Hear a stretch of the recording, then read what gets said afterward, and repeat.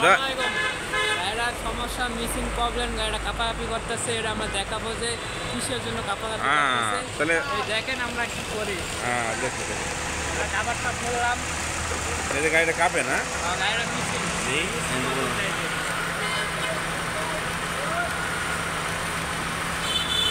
গাড়িটা কাঁপতেছে তো অনেক। কি জন্য কাঁপে তো হয়? আর আমরা এটা চেক করবো কিসের জন্য কাঁপা। আমরা প্রথমে কয়েলগুলো খুলবো, খুলে চেক করবো দেখো তো কয়েলে কারেন্ট মারেনি। স্টার লো, স্টার কারেন্ট মারে কিনে দেখতে হবে। তো প্রথম 1 নম্বরটা দেখো কারেন্ট মারেনি।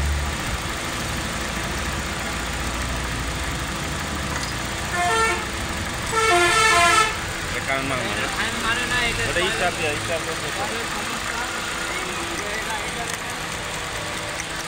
এটা মারে না, ওই পাবে না, স্টার দিয়ে দেখো।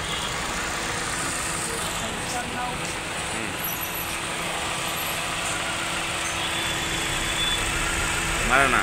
দ্বিতীয়টা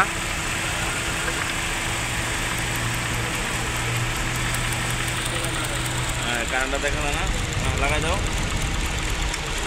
জায়গাটা পাইলাম। কয়েলটার সমস্যা নাকি জ্যাকের সমস্যা, এটা ভালো করে দেখো।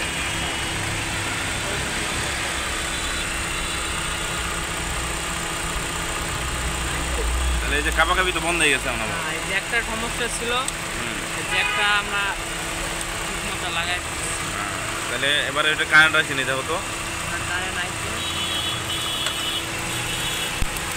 ও একটু গ্যাপ নেও, একটু গ্যাপ। কারেন্টটা অনেক শব্দ হইতেছে না। তাহলে এই কয়েলটাই সমস্যা ছিল।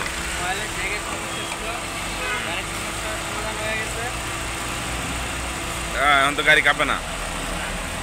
তাহলে তাহলে এই কয়েলের জন্য কি গাড়ি কাঁপছে? থাকার কারণে একটা কয়েল কারেন্ট মারে নাই।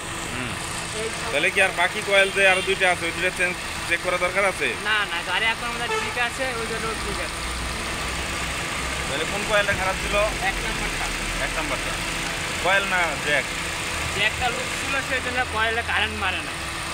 আচ্ছা আচ্ছা, তাহলে এটা তো আরো কাজ আছে, দেখা যায় ডেন পেন্টের কাজ আছে। ডেন পেন্টের কাজ চলতেছে। তাহলে গাড়িটা বন্ধ করে আবার স্টার্ট দাও।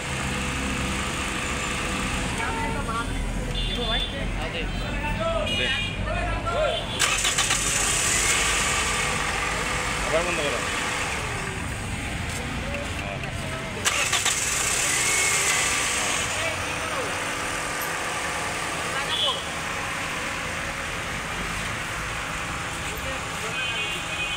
তাহলে একটা গাড়ি কাঁপলে কি কি সবার আগে কি দেখতে হয়?